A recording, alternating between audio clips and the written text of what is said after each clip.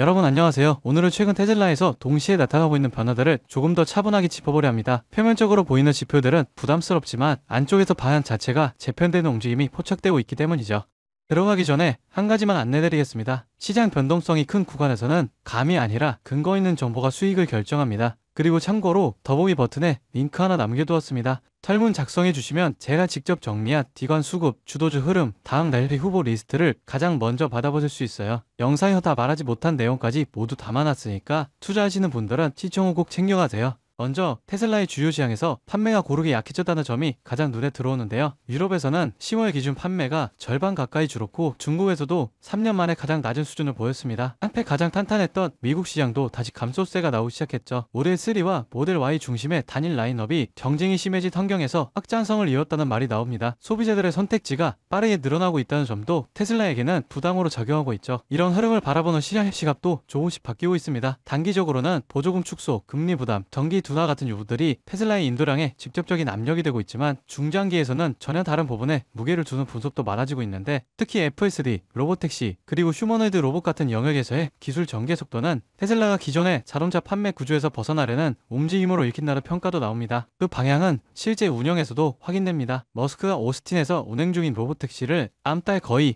2배 수준으로 늘리겠다고 밝힌 배경에는 단순히 서비스 수요를 맞추는 차원을 넘어 실제 주행 데이터를 더 빠르게 축적해 서비스를 안정화하겠다는 의도가 담겨있다 해석이 많습니다. 후기 사용자들이 겪었던 긴 대기 시간이나 이용 제한 문제도 차량 규모가 커지면 상당 부분 해소될 가능성이 있죠. 실제 경쟁사들이 도시 단위에서 서비스를 확대하고 있기 때문에 테슬라도 더 넓은 지역에서의 운영을 준비하고 있는 모습입니다. 여기에 테슬라가 최근 광고 전략을 손본 부분도 시선을 끄는데요. 그동안은 거의 모든 비용을 기술 개발에 집중시키고 홍보는 커뮤니티 기반의 자발적인 확산에 맡겨왔던 회사였죠. 그런데 최근에는 FSD를 중심으로 한 광고가 X 플랫폼을 중심으로 등장하기 시작했습니다. 머스크의 보상 체계 안에도 FSD 유료 구독자 확장이라는 목표가 포함되어 있을 정도로 소프트웨어 중심의 수익 구조로 방향을 옮기고 있는 상황입니다. 단순히 차를 많이 파는 모델에서 지속적인 구독 수익을 확보하는 모델로 기업 체질이 바뀌고 있다는 의미로 볼 수 있죠. 로보택시 앱 최신 버전에서는 차량 내부에 EDO와 오디오 데이터 접근 기능이 새롭게 등장했습니다. 사이렌 같은 긴급 상황을 더 정확하게 포착하거나 승객 상태를 원격으로 확인할 수 있는 기반을 마련하는 단계로 해석되는데요. 전문가들은 이 기술들이 결국 안전운전자를 단계적으로 줄이기 위한 준비일 가능성이 높다고 보고 있습니다. 앞좌석에 사람이 앉아있는 감독형 서비스에서 실제 의미의 무감독 자율주행 서비스로 넘어가기 위한 하나의 기반이라는 뜻이죠. 이렇게 보면 최근에 테슬라를 둘러싼 움직임은 단기 판매 지표만으로 읽기에는 조금 아쉬운 부분이 있습니다. 전통적인 차량 판매 기업이 보여주는 패턴과는 완전히 다른 궤도로 이동하고 있기 때문인데요. 차 판매 중심의 구조에서 소프트웨어 자율주행 기반의 서비스 구조로 옮겨가는 전환이 이미 시작됐고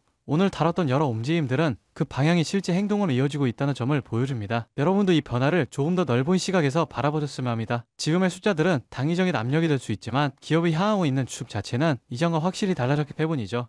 여러분 지금 시장을 보면요 이상한 장면 하나가 반복됩니다. 뉴스는 불안만 얘기하고 커뮤니티에 현금을 주고 버티라 말하는데 정작 돈을 버는 쪽은 조용히 움직이고 있습니다. 지금 시장 어려운 게 맞습니다. 하지만 어렵다는 이유로 멈춘 순간 그 자리를 기관과 상위 1%가 채워버려요. 시장에서는 이런 말을 합니다. 돈은 시끄러운 곳이 아니라 조용한 곳에서 벌린다. 사람들은 여전히 대장주만 보지만 실제로 크게 터지는 종목들은 항상 옆에서 기술을 공급하고 데이터를 만들고 전력을 흘리는 기업들입니다. 지금도 똑같아요. 테슬라가 로보틱스, 자율주행으로 새로운 방향을 여는 동안 그 생태계를 움직이는 2차, 3차 수혜주들은 이미 바닥을 찍고 고개를 들고 있습니다. 여러분 지금 시장은 지켜보는 사람이 아니라 움직이는 사람이 위에 올라가는 구간이에요. 이번 사이클을 놓치지 않을 분들만 끝까지 보셨으면 합니다. 여러분 진짜 중요한 건 테슬라를 움직이는 기업들이 어디로 움직이느냐입니다. 최근 시장에서 가장 조용히 그러나 가장 강하게 들리는 신호가 있어요. 국내 수혜주들이 슬슬 깨어나고 있다는 겁니다. 예를 들어 포스코 퓨처 M 테슬라 응급제 공급 확대 이후 3개월 동안 기간 순매수가 1조 원 넘게 들어왔습니다. 에코프로 BM은 전기차 침체 예의가 나오는 와중에도 테슬라 BYD, CATL의 생산량 증가 전망에 맞춰 실적 컨센서스가 다시 올라오고 있어요. LG 에너지솔루션, 테슬라 상하이 배터리 공급 확대 소식 이후 외국인 매수세가 다시 유입되기 시작했습니다. 이런 흐름은 보통 다음 사이클의 전조가 되죠. 만도, 항우 시스템 같은 자율주행, 전장 수혜주는 아직 시장이 다 보지도 않은 상태에서 이미 바닥 대비 15%에서 70%씩 회복했습니다. 이건 앞으로 몇 년 동안 움직일 AI, 로보틱스, 전기차 인프라 자금의 첫 발걸음이에요. 사람들은 여전히 대장주만 쳐다보지만 실제로 가장 강하게 터지는 건 이런 기업들입니다. 여러분, 이런 건 뉴스 나오고 나서 보면 이미 늦어요. 기관, 헤지펀드, 글로벌 자본은 미래가 아니라 확정된 미래에 먼저 돈을 넣습니다. 그 확정된 미래가 지금 어디에 있느냐? 바로 AI 전력 인프라, 전장, 배터리, 로보틱스 수혜주들이에요. 지금 이 순간에도 소리 없이 준비하고 뒤에서 모멘텀을 쌓아온 기업들이 폭발적인 상승을 위한 차곡차곡 발판을 마련하고 있습니다. 지금 딱 멈춰서서 보기만 한다면 그들은 이미 1% 올라간 고지 위에서 2%, 3%를 준비하고 있을지 모릅니다. 지금 움직인다면 고지 위에 올라설 기회가 실제로 남아 있습니다. 이 기회를 잡으실 방법은 간단합니다. 영상 아래 더보기 버튼 눌러보시면 파란색 링크 하나가 보이실 거예요. 클릭 후 간단한 설문 한 번만 작성해 주시면 핵심 수혜주들의 구체적인 자료와 기관, 외국인 수급, 실적 모멘텀, 다음 사이클의 방향까지 제가 직접 정리한 내용을 순차적으로 전달해 드리겠습니다.